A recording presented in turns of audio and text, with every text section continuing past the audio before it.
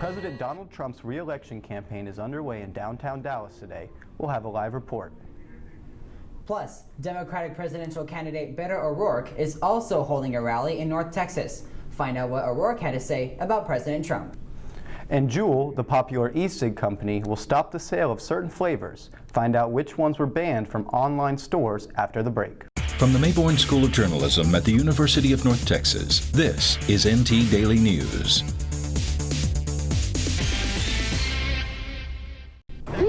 2020 Trump. Thousands are expected to attend a rally in Dallas tonight held by President Donald Trump at the American Airlines Center. Many of his supporters have been there since early this morning. At the same time, former Congressman Beto O'Rourke will hold a counter-rally. Thanks for joining us. I'm Tyler Presley. And I'm Marshall Green. NT Daily's Asmar Khan is outside the American Airlines Center. What's it like out there? So behind me you can see there are shirts, there are hats, there are flags. People have been here since early morning. They've been selling these things and they've actually been selling like crazy out here.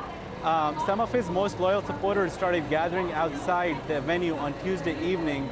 That's 2 whole days before the rally. There are long lines out here as supporters are still pouring in to watch President Trump continue his campaign for the 2020 election. People brought lawn chairs and food with them. We talked to a few Trump supporters who were critical of the opposition. If these politicians would spend 5 minutes doing their job instead of trying to impeach Trump for something silly, America would be amazing. We'd be way ahead of all the other countries. Like people here, they probably had to get off work. Most of the people that's probably going to Beto's, they're probably just going out of anger. People here, they're not coming here out of anger. They came out of here to support. Trump supporters we talked to are hopeful he'll win the 2020 elections. As for now, they enjoy the music under the cool Texas weather. The rally starts at 7 p.m. local. Live in Dallas, Asmar Khan, NT Daily News. While the president holds his rally, Democratic presidential candidate Beto O'Rourke will hold his own rally nearby in Grand Prairie. He released this video on Twitter. This is our opportunity to stand up against Donald Trump, who's going to be in town the same day at the same time, and also a chance for us to stand up for what we believe in. A country defined not by fear, but by hope, ambition, aspiration, and our willingness to work together despite the differences to make sure that we achieve them. Beto's rally is called Rally Against Fear. It is tonight at 6 at the theater at Grand Prairie. This is the second time the 2 politicians have squared off with competing rallies in Texas. While the president got ready for his own rally here in Dallas, an anti-impeachment rally was held today outside the Capitol in Washington, D.C. Trump supporters from around the country, as well as Republican congressmen, were there to show they disagree with the impeachment inquiry. As part of that impeachment inquiry, the U.S. ambassador to the European Union is expected to testify in front of 2 congressional committees. Gordon Sondland will speak to the House Intelligence and Foreign Affairs and Oversight Committees behind closed doors. Sondland is seen as a key witness for Democrats, primarily because of text message conversations he had with Ukraine Ambassador Bill Taylor. His testimony comes as a result of a subpoena after the State Department blocked him from speaking to investigators last week. Taylor is expected to testify before the same committees next Tuesday. Also today, the White House is now saying there was quid pro quo between President Trump and the leader of Ukraine. Trump has previously denied that any favors were traded in his conversations with the Volodymyr Zelensky that led to the ongoing impeachment inquiry. But today, Trump's acting chief of staff, Mick Mulvaney, contradicted that. The Fort Worth woman shot by a police officer in her home was remembered as far away as Memphis, Tennessee. People gathered there in a vigil for Atiana Jefferson. The officer, Aaron Dean, was arrested and charged with murder this week. The group said they want to draw attention to what they believe is a preservative problem in the U.S., saying what happened to Atiana could easily happen to them. Isolated in any aspects. This is an American phenomenon that must stop, and we need to connect those dots, those heartbeats that are being ended. The officer is now out on bond and resigned from the Fort Worth police force on Monday. Denton police arrested a 17-year-old for stabbing and killing a man last weekend. 17-year-old Noah Brunson turned himself in yesterday morning for the murder of 20-year-old Isaiah Rahimi. The two met at the 3600 block of East McKinney Street for a marijuana deal, daring that an assault led to Rahimi's death. Prosecutors charged Brunson with murder. A judge set his bond at $100,000. Prosper police arrested former Dallas Cowboys running back Marion Barber yesterday in Denton County for 2 accounts of criminal mischief dating back to July of last year. The charges say he caused up to $5,000 worth of damage, making it a Class A misdemeanor. That means the former Pro Bowler can face a fine of up to $4,000 or up to a year in jail. Juul, the leading e-cigarette company in the U.S., will stop selling flavors that critics say are popular with young vapors. Only tobacco, mint, and menthol flavors will remain for sale in retail stores, and only in states that will allow the sale of vaping products. Meanwhile, Juul's mango, cream, fruit, and cucumber flavors have already been removed from the online store. The company pulled them from the retail locations late last year, but the flavored pods will continue to be sold outside the U.S. Juul also recently announced it was suspending advertising in the U.S. UNT Facilities is spending $700,000 to treat one of its libraries for mold and renovate it in the process. As a result, certain areas are off limits to students, but I was able to see the work they're doing. Libraries. They're classic study spaces. But at the Eagle Commons Library in Sycamore Hall, students may have to go somewhere else. The basement and the back of the first floor have been undergoing mold treatment since the summer. We did always have students in those spaces, and we've lost access to, a large portion of our collections, and we have had people asking for materials that are housed behind this black plastic, so that has impacted access to materials as well. Construction crews had to seal off about half of the library to create a containment while they cleaned nearly 100,000 books. Surface growth on the books is mainly what we had. We didn't see any other growth on the walls or any other materials. And with all of the damage that has occurred down here with the books, you would think that some books would have to have been thrown away. But good news for the library, they were able to put every single book right back on the shelf. When a series of storms blew through Denton last spring, water leaked through a wall into the basement. The water provided moisture, the perfect condition for mold to grow. A staff member found the mold about a month and a half later. The basement will have a concrete floor after it reopens. The concrete floor could have a negative impact on students studying there. Carpet for me helps to make it a lot more muffled, sound and things like that, and so it's not I'm not hearing click clack noises constantly, and it helps to just, I think it gives a lot better environment for studying. Even though she's not a fan of the concrete, Cummings says she still plans to go there. When midterms come and finals come, I'm gonna need that spot to really, really focus on what I'm doing and studying. UNT Facilities says the whole library should be open for students to use by finals week. Facilities maintenance will pay for the project. They say it's currently not a health concern. A big step is taken toward peace on the Syrian border, but will it last? When we get back, we'll look at details of the ceasefire.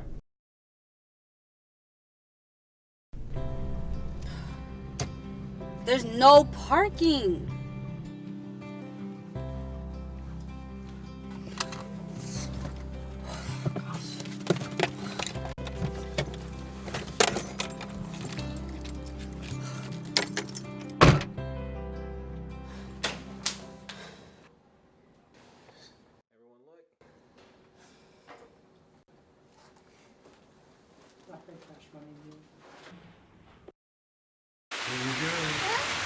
Here we go. We're gonna go out there in the rain. Gonna get wet. All right, here we go.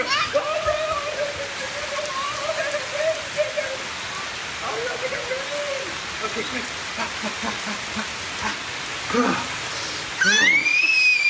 Oh, yeah, yes. So much fun. Mwah.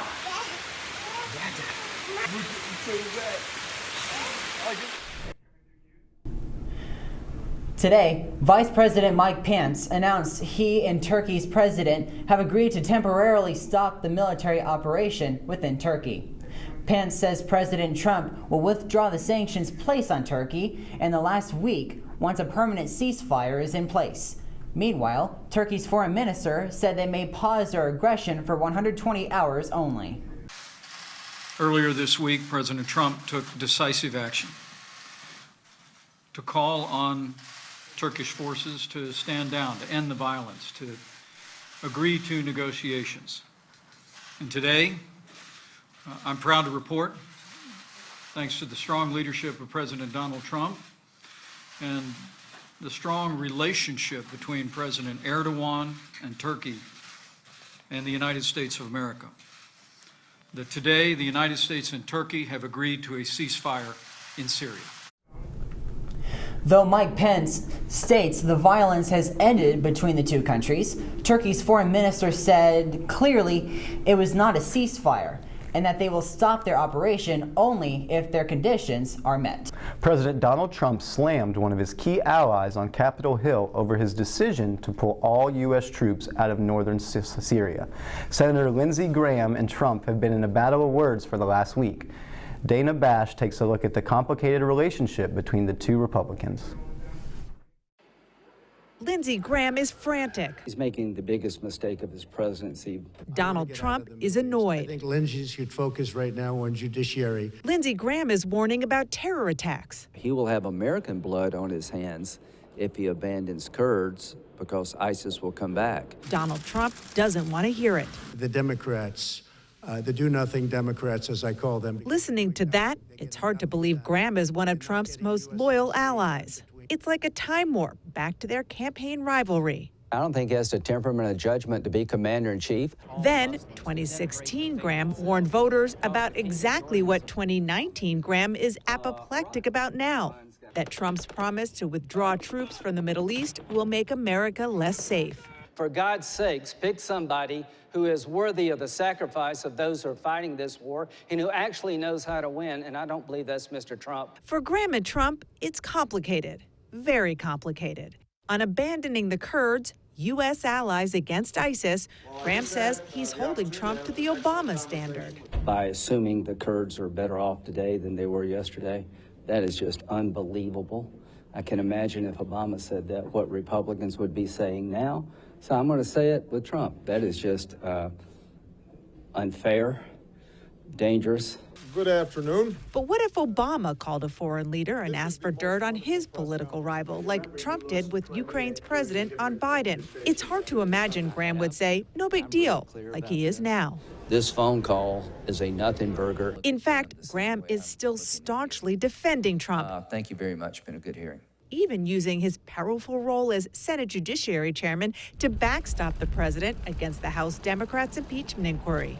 I can do two things at once. But that's not how the president seems to see it. He ought to find out about what happened with Comey. Senator, what is the president's mood today? Trump seems almost disoriented that Graham is not singularly focused on settling scores against Democrats. What happened with President Obama? What happened with Brennan? That's what Lindsey ought to focus on. That's what the people of South Carolina want him to focus on. It's not about me and him. It's about the country. Yet it is about the two of them. Being close to Trump helps Graham, who is up for re-election in South Carolina, where the president has so much support, a top Graham aide calls it Trumpistan. Trump treasures Graham as a golf buddy and a navigator in the ways of Washington. But we now know Graham's influence, his attempts to curb the president's isolationist worldview, has limits. Lindsey Graham would like to stay in the Middle East for the next 1,000 years with thousands of soldiers and fighting other people's wars. I want to get out of the Middle East. Baltimore Congressman Elijah Cummings died today from long-standing health complications. He passed away at Johns Hopkins Hospital, according to a statement released by his office. He was born and raised in Baltimore, a community he represented for over 20 years in Congress. Cummings was a fixture in the U.S. politics and an advocate for civil rights. He was the chairman of the House Committee on Oversight and Reform and led the charge of an impeachment inquiry into President Donald Trump. President Trump tweeted about the death of Representative Elijah Cummings, saying, "My warmest condolences to the family and many friends of Congressman Elijah Cummings. I got to see firsthand the strength, passion, and wisdom of the highly respected political leader. His work and voice on so many fronts will be very hard, if not impossible, to replace." After months of ongoing Brexit negotiations, the United Kingdom and the European Union have agreed on a new withdrawal deal. The statement was sent out by British Prime Minister Boris Johnson and European Commission President Jean-Claude Juncker. They might face challenges getting approval in the British Parliament, but as the EU chief negotiator said, there is finally a legal framework for a deal. This text should provide legal certainty in every area where Brexit, like any separation, creates uncertainty. And in particular, first and foremost, for citizens, for European citizens in the United Kingdom and British citizens living in one of our member states. Brexit expects to finalize its deal upon support from the UK Parliament. About 300,000 students are not in class today as teachers join in protest for the Chicago's teacher strike, fighting for better school conditions.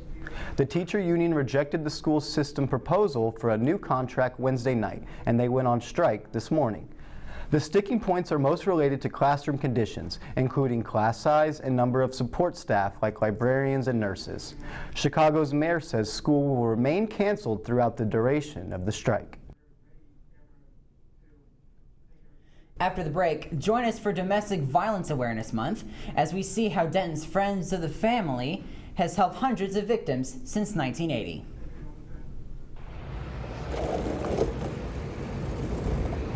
He was a skater boy.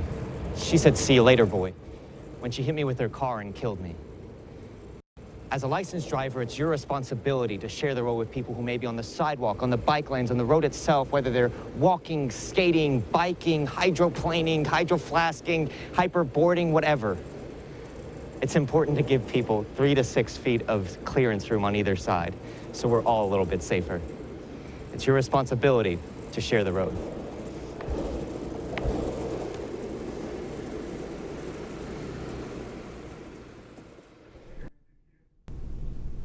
In Crum, just outside of Denton, the First United Methodist Church is facing a problem that could lead to the church's end. NT Daily's Andrew Rosenberger is here to tell us what that is. Church of Crum announced earlier this week it will shut down its connected daycare. Its last day of serving kids will be the last day this month, Halloween. This will lead to 16 daycare employees out of the job and families of 72 kids having to find a new daycare center in the middle of the school year.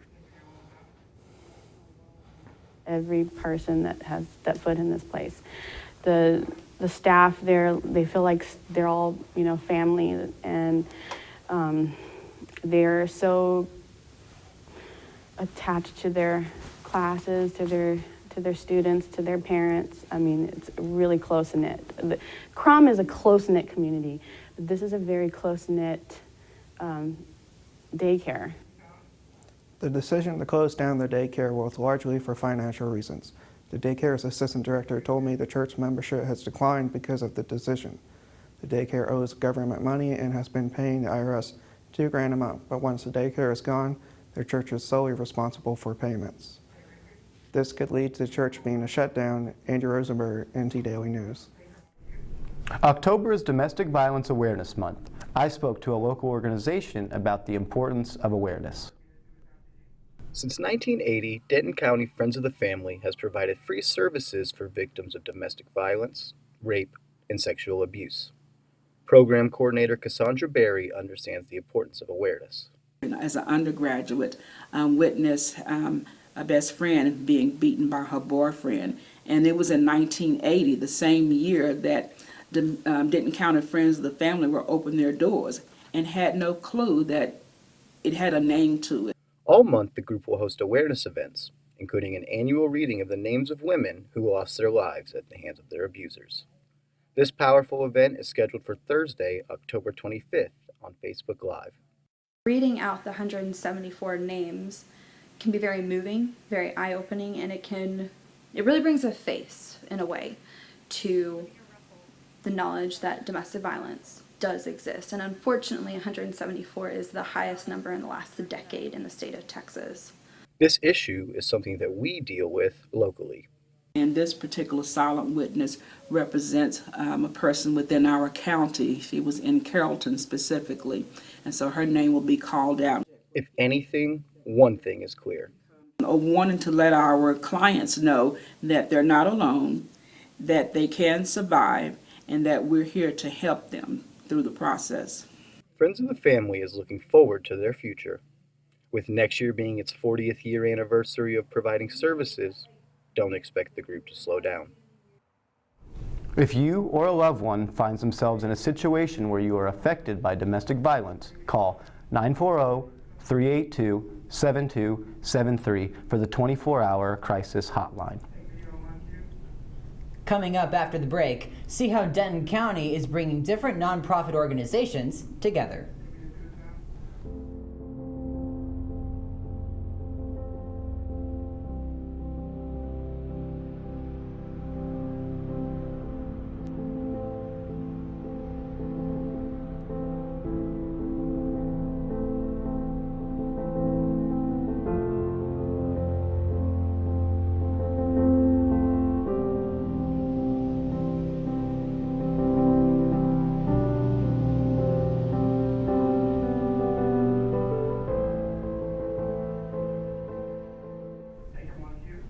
Many of Denton's nonprofit organizations can now be found under one roof, making it easier and more efficient to use their services.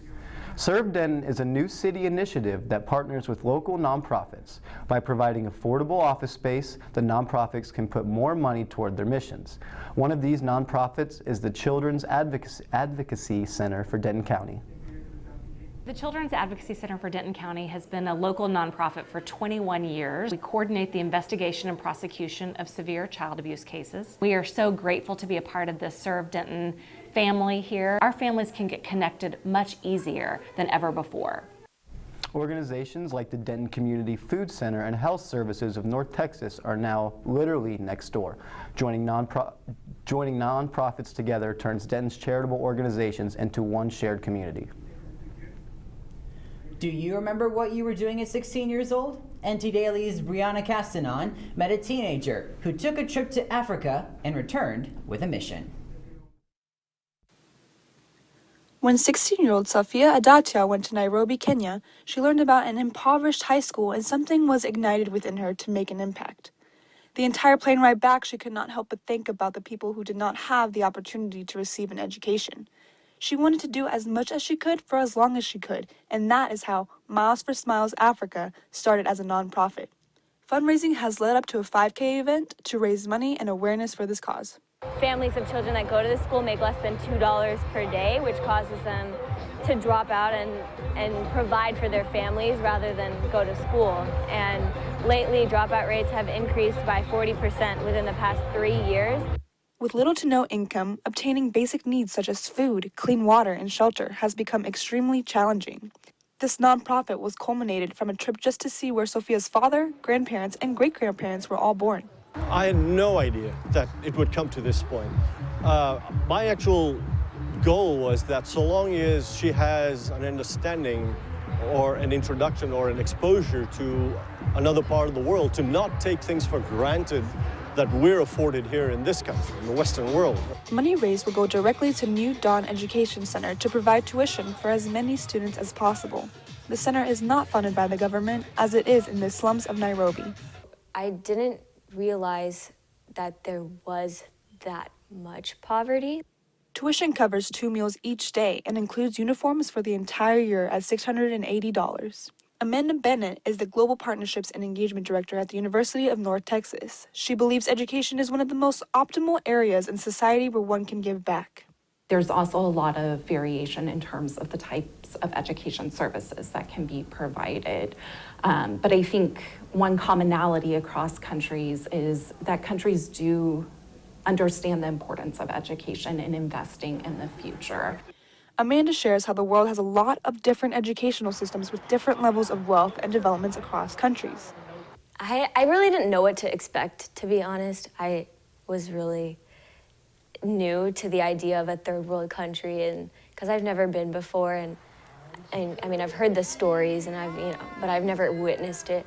Sophia's goal is to raise $10,000 this year to send 15 students to school this upcoming year. You can donate to Miles for Smiles Africa on the group's GoFundMe page. That's our time for now. Thanks for joining us. We'll see you next time for NT Daily News.